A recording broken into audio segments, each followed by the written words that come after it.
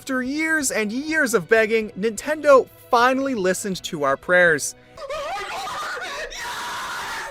They are finally releasing Xenoblade Chronicles X on the Switch in the form of Xenoblade Chronicles X Definitive Edition. The game has been stuck on the dead console that is the Wii U for ages, but now it's finally getting a chance to shine. As somebody that's played Xenoblade Chronicles X, this is why you should give Xenoblade Chronicles X Definitive Edition a try.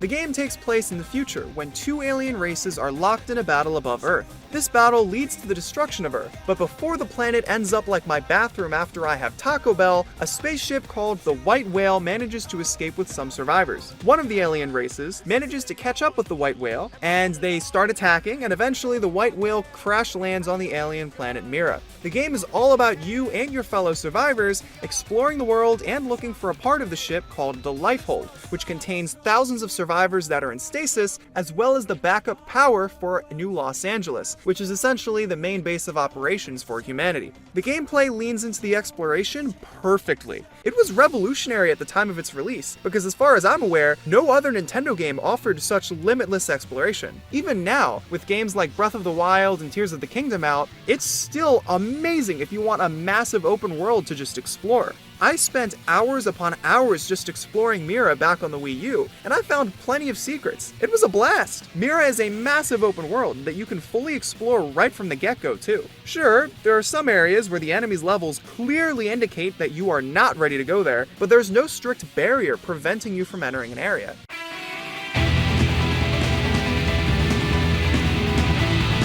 If you're good enough at finessing the AI, you can explore an area that you are not nearly powerful enough to be in. But the fact that you can enter areas that you really aren't supposed to be in makes upgrades you get along the way feel all the more meaningful. One thing I love about 2D Zelda games is that you can find areas in the overworld that you aren't able to access yet, but you know you'll be able to access them later. As soon as I unlock the item I need to access the area, I always run straight back there and explore. It's an incredibly satisfying feeling, and it's one that Xenoblade Chronicles X nails. I would discover an area where all the enemies are way more powerful than I am, so I'd run out, grind some levels, and then I'd go straight back there to check out the area. Unlocking Skells was a very similar experience as well. Skells are huge mechs that you can fly and battle in, and they open up the world significantly when you unlock them. It really did feel like I was treading new ground and exploring untouched land. As for combat, it's an action RPG. And boy is it fun. The Wii U version was a little bit confusing in figuring out when to use abilities and how to use them, but the streamlined UI in the Definitive Edition makes all of that better. Just like the other Xenoblade games, I was addicted to the combat when I first played through Xenoblade Chronicles X. Unlocking Skells adds a whole new layer to the combat too, since it's a whole new way to fight. One feature that I'm really excited for is the online multiplayer. Not many of my friends own a Wii U, and even less are interested in the Xenoblade series, so I never got to try out the online multiplayer in Xenoblade Chronicles X before the Wii U servers shut down. I've heard great things about it though, so I'm definitely going to be giving it a go once I get my hands on the Definitive Edition. Another incredibly impressive aspect of Xenoblade Chronicles X is the graphics. Seriously, it was one of the most graphically impressive Nintendo games when it first released, and it still is now! Xenoblade Chronicles X doesn't have the anime-like style of the other games, but instead has incredibly realistic graphics. I'm not kidding, it looks better than some games that come out for PS5 and Xbox Series X now. The music is amazing too. Pretty much every song on the soundtrack is a banger.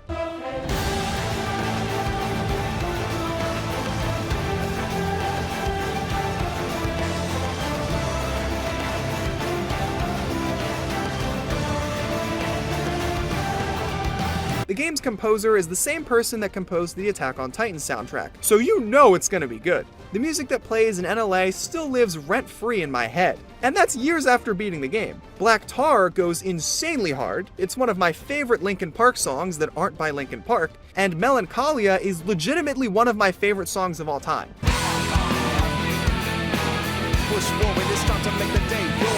I feel like I could lift a mountain when I listen to that song. And it was just for a squad selection screen. They did not have to go that hard, but they did anyway. Whether you're a massive Xenoblade fan or a total newcomer, this game is perfect for you, not only for those previous reasons, but especially because of the story. I have some theories about how the epilogue might be connected to the mainline games, but as for the main story of Xenoblade Chronicles X, there isn't a connection to the mainline games. You don't have to play a single Xenoblade game to fully enjoy Xenoblade Chronicles X, making it a great place to dive into the franchise if you're new. There are some references here and there, so if you're a Xenoblade fan, you'll definitely enjoy those references in Xenoblade Chronicles X, but the references are more fan service than anything truly necessary. The characters were a huge part of the game's story, and they were written very well. You play as your own customizable character, but since that character, known as Cross, doesn't really talk, I'd say that Elma is the main character of the game. Elma is the leader of your party, and is the one who rescues you from stasis at the beginning of the game. Then there's Morgana, I mean Lyn, who is a child prodigy. Tatsu, a character so annoying that if I can't kill him in the definitive edition, I'm giving it a 0 out of 10. Lao, who's probably one of the sexiest video game characters of all time. Gwyn, who's just a goofy guy. Irina, who probably wants to kick Gwyn's ass. Doug, who I'd love to have a drink with. Secretary Nagi, professional badass. So did you have an engineering question about life pods? Or is this all part of the guilt trip? I'm sure I have no idea what you're talking about. You said no. You wouldn't refuse. That's a yes, right? And Vandam, who has a hunk of a body that I can't even hope of achieving one day. So overall, an amazing cast of characters. The story overall is pretty good too. Although I wouldn't say it's the greatest story in the Xenoblade Chronicles franchise, it's a really good story that kept me hanging on until the end. The side quests can actually be pretty deep. The side quests in Xenoblade Chronicles X are actually really worth playing. You don't want to skip over them. The same can be said about the Affinity quests. Affinity quests add a lot to the lore of the game, and they really make you feel more connected with not only the characters in your party, but the overall residents of New Los Angeles. As great as the story may be, there are some issues I had with it when I played the game on the Wii U. Luckily though, I believe those issues will actually be strengths of the definitive edition. Xenoblade Chronicles X establishes many different plot lines at once, and it introduces a lot of lore about the alien races that you'll meet. Although the lore and all these different plot lines are introduced at a decent pace, there's still so much of it by the end. And the problem I have is that the lore isn't fully developed, and a lot of the plot lines aren't finished by the end of the game. When I beat the game, I had more questions than I did answers. For example, the other alien race fighting the ganglion above Earth at the beginning of the game is never seen again. That race, called the Ghosts, are mentioned in the lyrics of some of the game's songs. But that's it!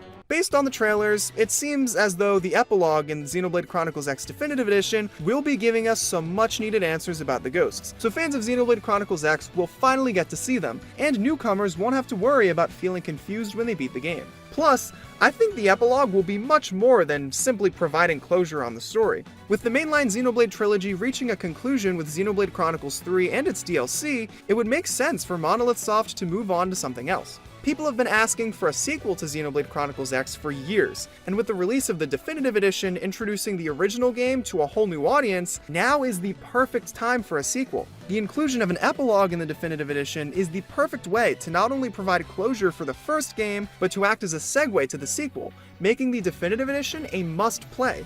And remember when I said that the mainline games aren't related to Xenoblade Chronicles X? Well, the epilogue could very well change that. I won't go into any spoilers about Xenoblade Chronicles X or the mainline trilogy, so all I'm gonna say is that there were numerous references to Xenoblade Chronicles X in Future Redeemed, the DLC for Xenoblade Chronicles 3. With Future Redeemed acting as the conclusion for the mainline trilogy, it seems very likely that the trilogy will be tied to Xenoblade Chronicles X, with the epilogue potentially being that link. So overall, I think that Xenoblade Chronicles X Definitive Edition is a must-buy. Of course, I am very biased in my opinion, since I am a die-hard Xenoblade fan, but I do think people should give this game a try. It was loads of fun when I first played the game, and I'm sure I will have loads of fun playing it again. After playing Xenoblade Chronicles X, I am dying to jump on into the Definitive Edition, and whether you've played the original on Wii U or not, I think you will have a blast too. Yeah.